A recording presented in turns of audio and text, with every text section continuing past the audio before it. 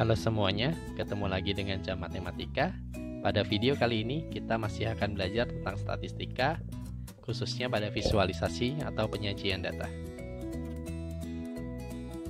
Nah, pada video sebelumnya kita sudah mempelajari tentang bagaimana menyajikan data dalam bentuk tabel.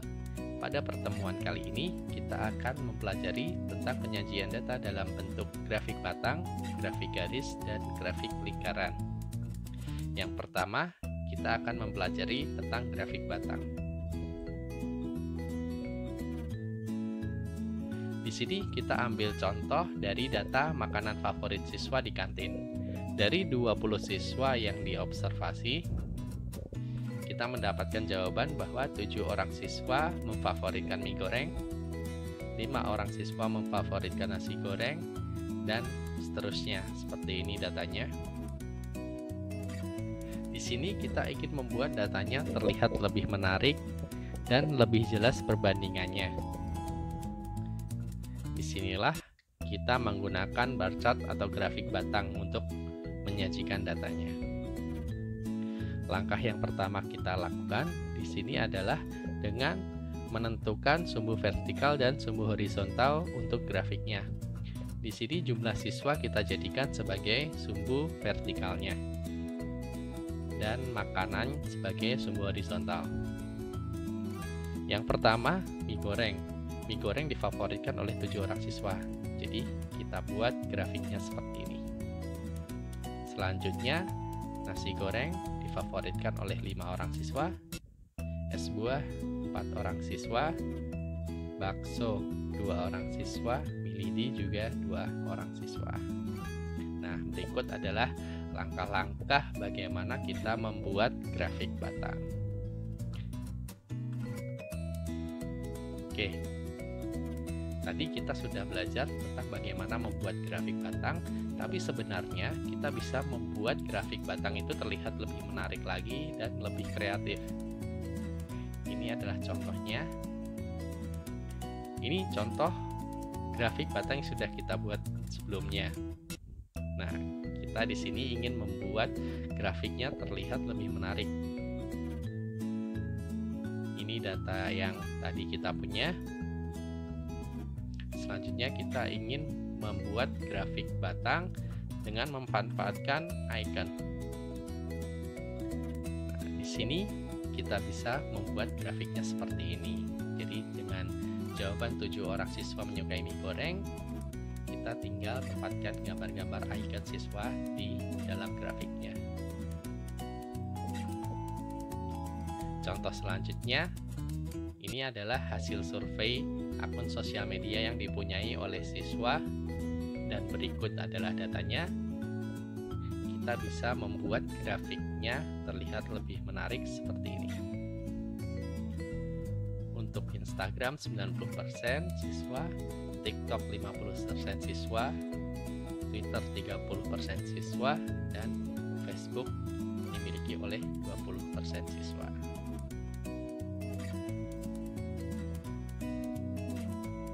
Untuk inspirasi dari grafik batang, kalian bisa cari di Google dengan keyword seperti ini.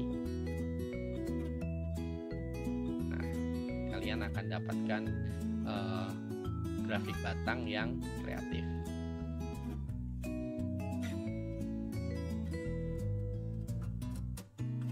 Kita sudah belajar tentang grafik batang. Selanjutnya kita akan mempelajari grafik garis.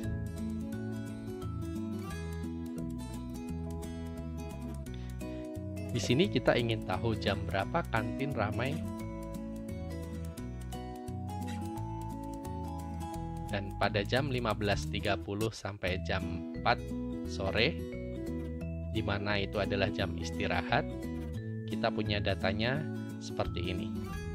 Jadi pada jam 15.30 jumlah siswa yang berada di kantin ada 20 siswa, 15.35 ada 50 siswa, dan seterusnya sampai jam 4 tersisa 10 siswa di kantin. Di sini kita ingin melihat perbandingan data yang berubah-ubah dari waktu ke waktu. Agar datanya terlihat lebih jelas, kali ini kita akan memanfaatkan line chart atau grafik garis. Pertama, kita menentukan sumbu horizontal sebagai waktunya dan sumbu vertikal sebagai jumlah siswanya. Kita sudah memiliki data jumlah siswa, sekarang kita akan mulai menggambar grafik garisnya.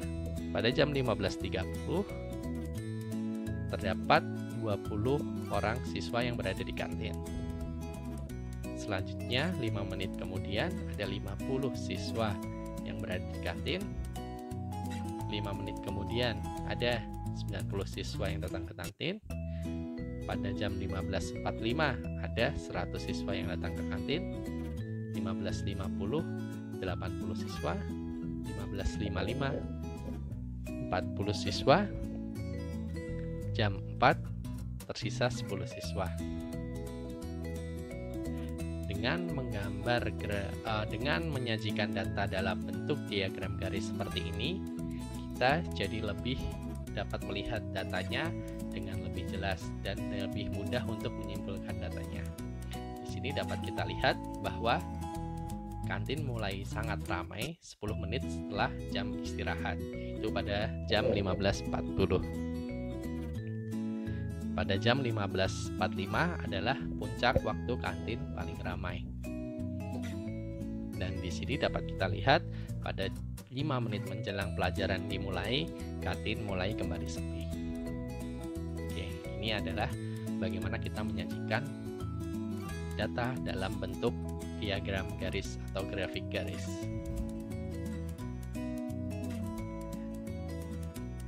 Contoh selanjutnya ini adalah bagaimana kita membandingkan data dengan menggunakan grafik garis. Kita ambil contoh yang saat ini sedang kita lakukan, yaitu karena ada aturan social distancing, maka kita sudah belajar 6 minggu di rumah. Oke. Kali ini survei dilakukan pada 100 siswa di setiap minggunya dengan pertanyaan, apakah kamu senang belajar di rumah? Kita tanya siswa setiap minggunya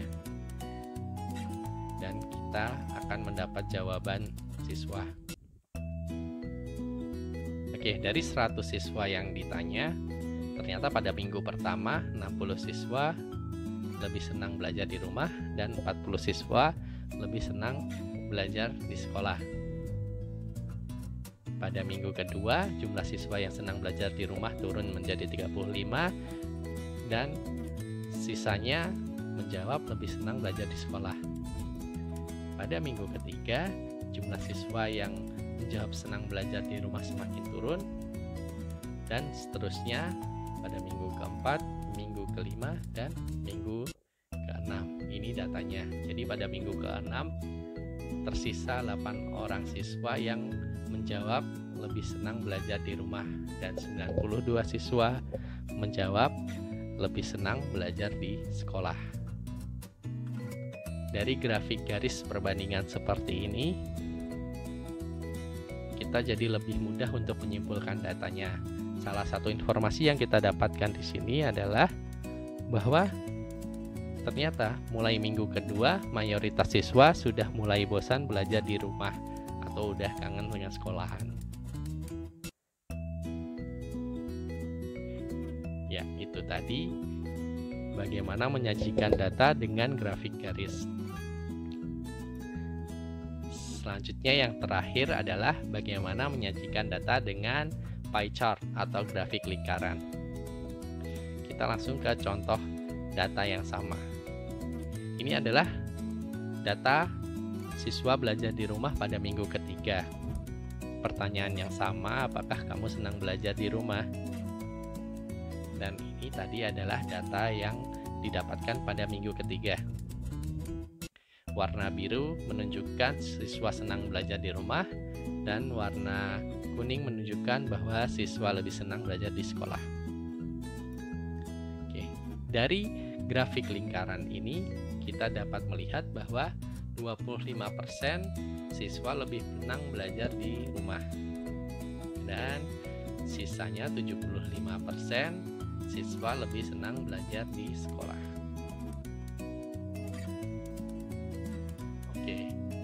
dengan menggunakan diagram lingkaran seperti ini, kita bisa melihat proporsi dari total data, seperti 75% siswa lebih senang belajar di sekolah, 25% siswa lebih senang belajar di rumah. Dan kita dapat membandingkan persentase dari suatu kategori. Oke, untuk membuat grafik lingkaran ada hal-hal yang perlu diperhatikan. Jika grafik lingkaran data yang dibandingkan adalah dua data, nah di sini kita bisa menggunakan grafik lingkaran. Dan jika data yang dibandingkan cukup banyak seperti ini, mungkin ini akan sedikit susah untuk dibaca datanya. Dan di sini kita bisa ubah tampilannya dengan mengurutkan datanya. Jadi dimulai dari 40%, terus ke kanan 30%, selanjutnya 20%, 10%, 5%. Jadi dengan mengurutkan datanya, kita lebih mudah untuk membaca datanya. Selanjutnya, di sini kita lihat bahwa data yang dibandingkan sangat banyak.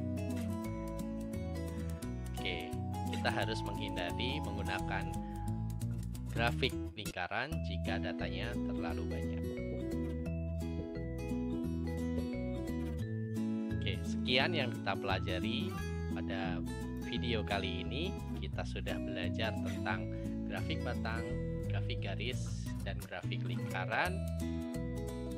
Kita sambung ke video selanjutnya tentang bagaimana cara memanfaatkan penyajian data untuk membuat infografis. Terima kasih sudah menonton video ini. Mudah-mudahan kalian paham dengan materi yang sudah disampaikan. Mohon maaf jika ada kekurangan. Like bila kalian suka dengan videonya, dan subscribe kalau kalian ingin menonton video-video selanjutnya. Terima kasih. Assalamualaikum warahmatullahi wabarakatuh.